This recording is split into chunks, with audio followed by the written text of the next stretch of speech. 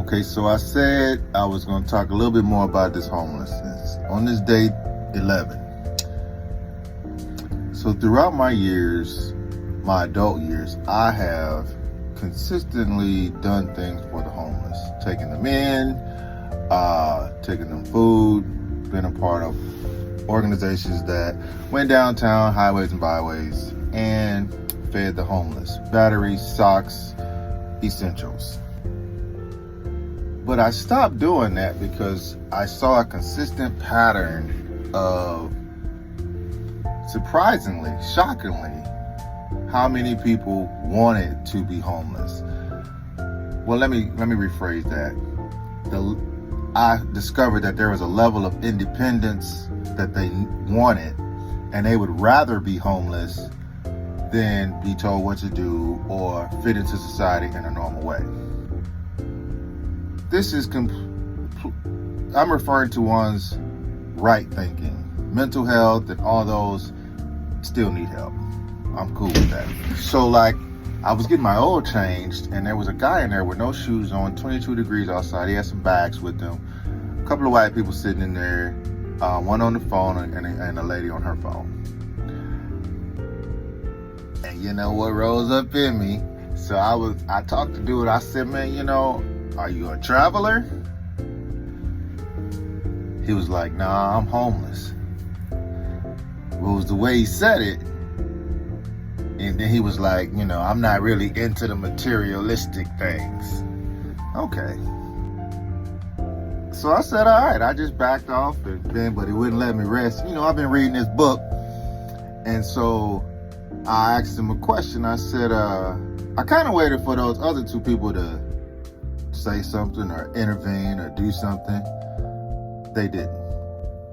In fact, they pretty much act like dude wasn't there. No shoes on. He had shoes, but his feet were clearly soaking wet in this shop getting the oil changed.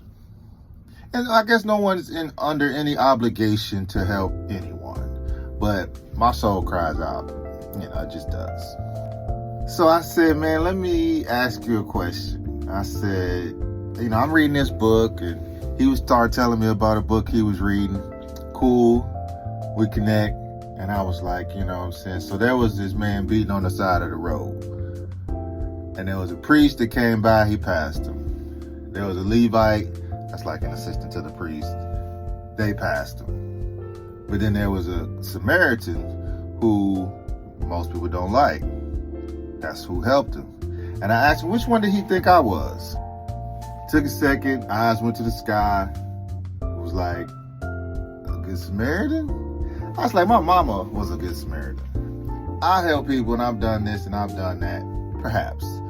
But right now, nah. But if there was something I could do to help you today, what would that be? He didn't know. I asked him twice, was there anything I can do to help you? Nah. I said, have you had a hot meal? Oh yeah, I go over to the shelter, they feed us. Oh, so you straight on food? So I told them about the independent thing that I started this off with. Like, they're independent, they want not to be homeless, I guess, but to make their own choices. And it turns out he had a whole lot to say. So I get up and I'm getting ready to pay. Nothing I can do to help you? Got it. And so he's loading up his bags. Next thing I know, oh, can you take me over to the library? Sure, let me take you to the library. So, took him to the library. On the way to the library, come to find out, he has trauma and pride. Like, trauma and pride. Whatever happened to him in his past has traumatized him. And now he has this defense mechanism of pride that's like, he's not into material stuff, but man, you need to be representing yourself. And he was talking about the Most High. Should be representing the Most High in the best way possible in this here land.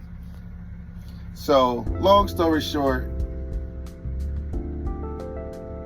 his trauma was leading his decision making.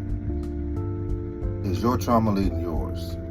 I did watch a couple episodes of TV, doing way better on my phone. I think I only had 41 minutes, and I was averaging like 5 hours. I'm doing great.